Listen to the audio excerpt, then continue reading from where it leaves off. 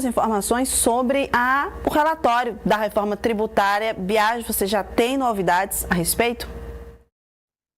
Pois é, Raquel, o texto do senador Eduardo Braga, ele que é o relator da matéria, foi apresentado nesta terça-feira na Comissão de Constituição e Justiça, depois de todo o imbróglio de ontem. A expectativa mesmo era da apresentação desse texto na segunda-feira, só que houve uma confusão, base, a oposição, tudo envolvendo também o presidente Davi Alcolumbre, o pagamento das emendas parlamentares. A sessão, então, foi suspensa, passou para esta terça-feira. Hoje, o relator Eduardo Braga apresentou esse texto aos senadores. Texto que tem mais de 500 artigos e que vai ser analisado até amanhã, quando a CCJ vai votar essa matéria, a regulamentação da reforma tributária. O senador Eduardo Braga manteve a alíquota padrão de 26,5%, mas fez algumas mudanças pontuais no texto, como, por exemplo, ali a taxação a bares, restaurantes, hotéis, parques de diversões e também parques temáticos, que vão ter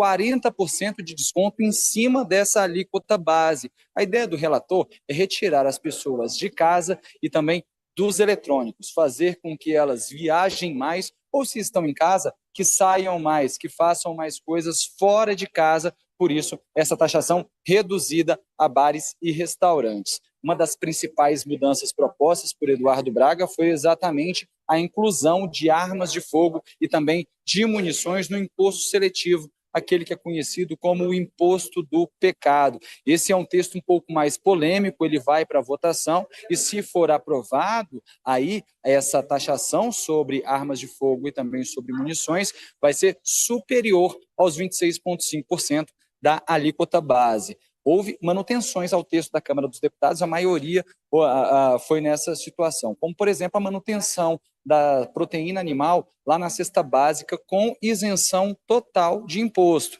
Carnes, carne de porco, frango, peixe, todos eles com alíquota zero. É claro, há aquelas carnes nobres, como, por exemplo, filé mignon, salmão, foie gras, coisas do tipo, essas aí não, vão ter a taxação de 26,5%. Mas as carnes diárias dos brasileiros, deve ser aprovada aqui também no Senado Federal, não vão ter, a partir de 2032, nenhum tipo de taxação sobre elas. A partir de 2032, que é o período de transição, mas haverá testes em 2026 e também em 2027. A ideia é ter uma noção dessa arrecadação e até possibilitar essa alíquota base. A gente vai conferir o que disse o senador Eduardo Braga, ele explicando que essa alíquota de 26,5% pode ser reduzida lá em 2027. Vamos conferir.